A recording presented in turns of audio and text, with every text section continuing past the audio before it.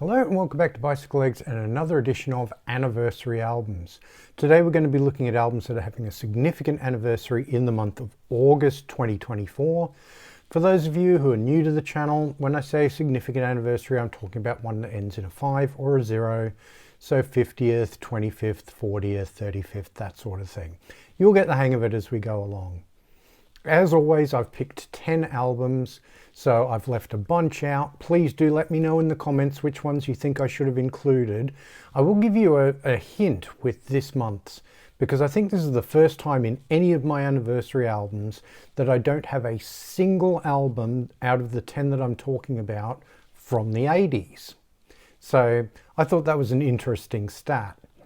Anyway, let's get into it, and we'll start with an album that's having its 45th anniversary in the month of August. It was originally released on the 3rd of August 1979. It is my favourite album by this artist, and that is Fear of Music by Talking Heads. Now, I've done a Talking Heads studio albums ranked. I'll leave a link for that in the description.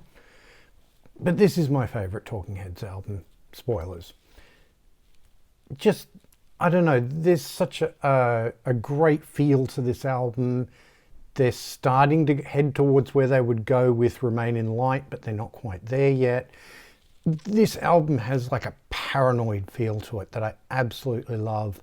And I just think the songwriting is incredible. I mean, the song that most people know from this album is Life During Wartime. It's a big one that's on the Stop Making Sense movie and soundtrack. But you've also got Izimbra, which opens the album. You've got Paper, you've got Cities, which I think is a wonderful song. Memories Can't Wait, really good, crunchy, unusually crunchy for Talking Heads. Very sort of distorted guitars and what have you. In fact, the band Living Colour did a cover version of Memories Can't Wait, and it's really, really good. You should check it out if you never have. You've got the wonderful Air. You've got Drugs at the end of the album, which sounds like somebody on a bad trip. You've got Electric Guitar. You've got just so many wonderful songs. Animals. Just the most paranoid thing. And it starts off with the line, "I'm mad, and that's a fact." I love that line. One of my favourite first lines in a song, I think, ever. Just terrific album. The next album we're going to have a look at is having its 55th anniversary in the month of August. It was originally released on the 5th of August 1969. Debut album by this artist, the lead singer of whom would become a lot more famous later on. It is the self-titled album by the Stooges. Now, obviously, this isn't an original pressing. This is a much more recent repressing. But just a classic album, produced by John Cale. Didn't end up using his original mix, though. I believe they used a different mix. You know, obviously, this has got Iggy Pop on it. Going by the name Iggy Stooge on this album, hadn't quite got to the Iggy Pop yet. But it's just wonderful. I mean, garage rock, proto-punk, what do you want to call this album? Just incredible is what I think it is. You've got the song 1969, you've got the classic I Want to Be Your Dog, which a lot of punk bands in the 70s would cover. You've got the sort of epic We Will Fall, it's sort of 10 minutes and change. You've got like the song No Fun, which obviously Sex Pistols did a cover of, very famous cover of. Got the wonderful Real Cool Time. You've got Anne, Not Right, and Little Doll. Now, a couple of these songs they actually wrote during the sessions because they were told the album wasn't long enough. They needed some shorter songs, that sort of thing. But I think they did really, really well. And it's got this wonderful sort of garagey sound to it. It's a brilliant debut. And of course, Iggy would go on to much bigger things after the original Stooges broke up and that sort of thing. You know, his association with David Bowie and those Berlin albums, and you know, big hit with Real Wild Child in the 80s and that sort of thing. Yeah, love Iggy Pop, and I love the Stooges. Next album we're going to have a look at is also having its 55th anniversary in the month of August. It was released just 2 days after the Stooges' self-titled debut. It is the second of 3 albums that this artist released in 1969 alone, and that is Green River by Creedence Clearwater Revival. Now, I've done a Creedence Stu albums ranked as well. I'll leave a link to that in the description. This ranked very, very high up there. You know, sometimes it's my number one, sometimes it's not. But I mean, it's a classic Creedence album. You know, it's got Bad Moon Rising and Lodi on it, you know. But I mean, it's also got the title track Green River. You know, it's got Wrote a Song for Everyone. What a fabulous song that is, you know. Sinister Purpose, you know, Cross the Walker, you know. Just so many great songs on this album. It's, you know, definitely a top 3 Creedence album, all day, every day. The next album we're going to have a look at is having its 60th anniversary in the month of August, so it's the oldest album we'll be talking about today. I was actually kind of surprised I did not have a vinyl copy of this album. Thankfully, I do have a CD copy from a rather wonderful box set of his first 8 albums that you can get in mono, in the original mono mixes. This is his 4th album. It was originally released on the 8th of August 1964, and that is Another Side of Bob Dylan. This is the last sort of pure folk album that he would do.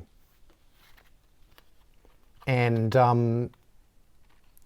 this wonderful box set, it's like comes in the original sort of, like, it looks like the original album sleeve, and you know, the label looks like the original label. Yeah, it's terrific. As I say, you know, after this, in 1965, he would start to add the electric instruments and do the rock band thing and get booed at the concerts and all that sort of thing.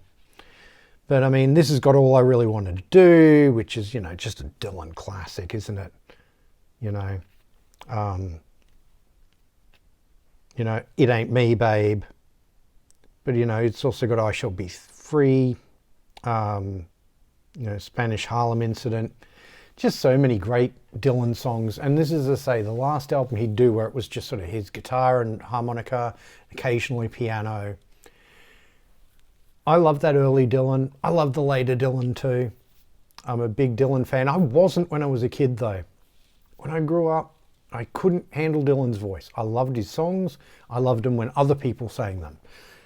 But I've really grown to love Dylan's delivery and the way he sings the songs.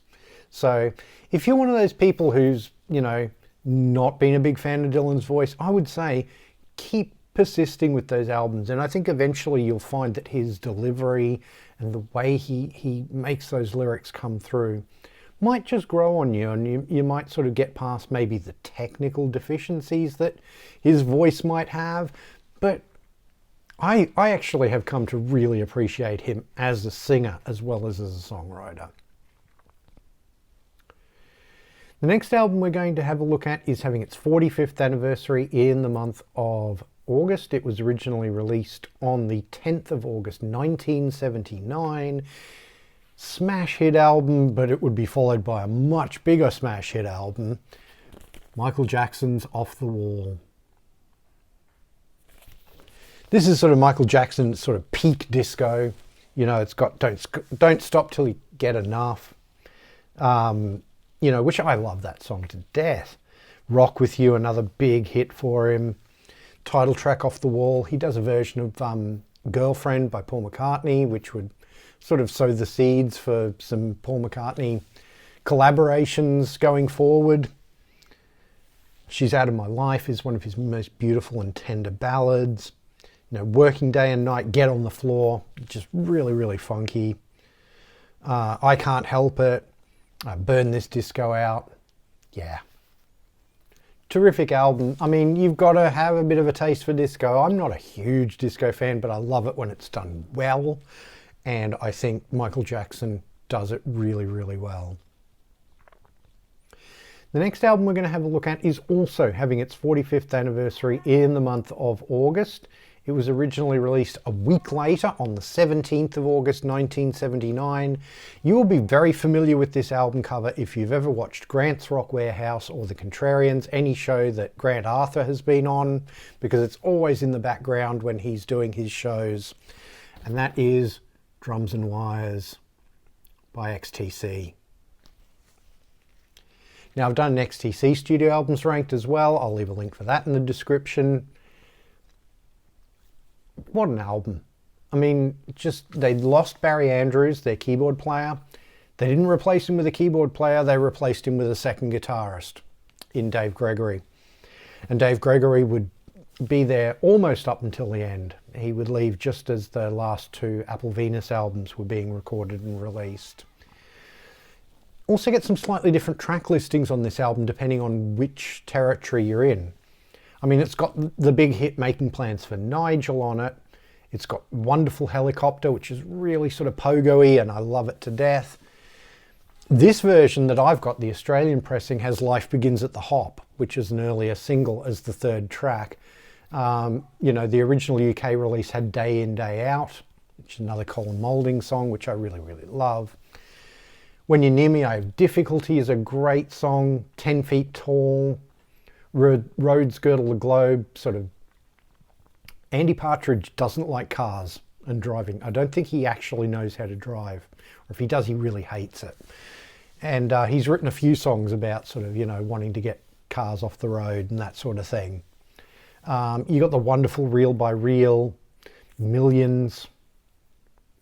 That Is the Way, which is, I think, an underrated Colin song. Really, really good song. Outside World is just turbocharged. It goes at 1,000,000 miles an hour. I'd love to know what the BPM is on that song. The wonderful snippy sounding Scissor Man, very appropriate that it's snippy sounding considering it's called Scissor Man. And then you get Complicated Game, which is sort of the first of a few Andy Partridge songs that would end XTC albums and have this sort of epic quality to them. Like, they weren't super long, they were sort of more around sort of 5-6 minute mark, but they had a real sort of build up to them. And I'm thinking of songs like Travels in Nihilon from the next album, Black Sea. This is a brilliant XTC album. It came very high up on my list when I did my studio albums ranked. So it's one of their all-time classics, without a doubt.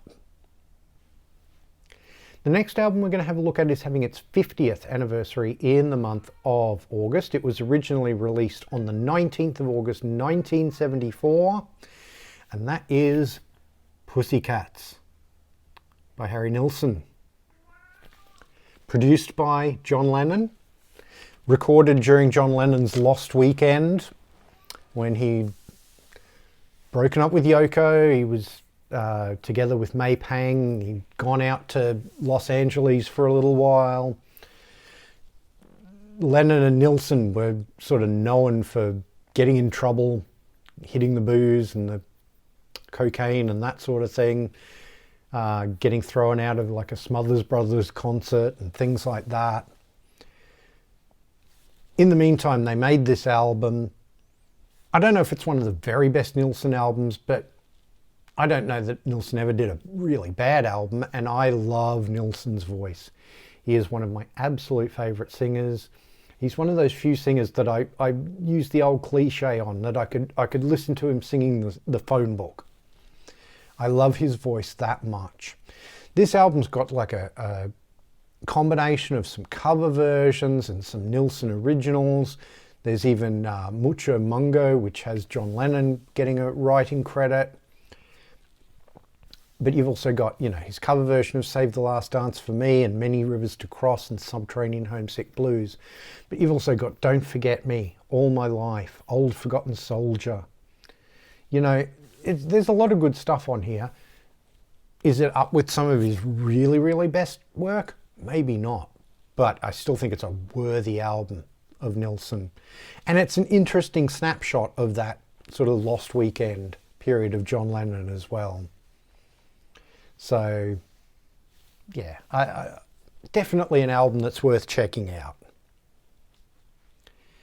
The next album we're going to have a look at is also having its 45th anniversary in the month of August. We've got a few 45th anniversaries this month. This was originally released on the 22nd of August 1979, and it is In Through the Outdoor by Led Zeppelin. I don't have the bag, but I have the cover. Now, I'm not going to go into a lot of detail on this album, and the reason for that is I have a show coming up, an In Defense Of show on In Through the Outdoor that will be coming out later this month. I will be having Tom Curlis on the channel from Curlis Mania, and I'm really, really looking forward to that show. So I don't want to give a lot of spoilers, but suffice to say, I don't do In Defense Of shows of albums that I don't like. And I think this album doesn't get the respect that it deserves. So watch out for that show. It's going to be a good one, I think. And I'm really looking forward to having Tom on the channel. The next album we're going to have a look at is our youngest album for this batch of anniversary albums. It's having its 10th anniversary in the month of August. It was originally released on the 26th of August 2014. And that is Pale Communion by Opeth. Now, I got on the Opeth train on the album before this, Heritage, in 2011, because I've always liked the style of music that they do, but I admit that I had a problem with the death growls. I used to call them Cookie Monster vocals, that sort of thing. Really not my style of singing. And to this day, I still find it a bit of a stumbling block. I've managed to go back and listen to those earlier Opeth albums and start to appreciate them for the great music that's on them. But this later period Opeth, where he's doing all clean vocals, I've got to admit that's the sweet spot for me. This album is very much, it's losing some of the really sort of extreme metal, not just the death growls, but also the real heaviness.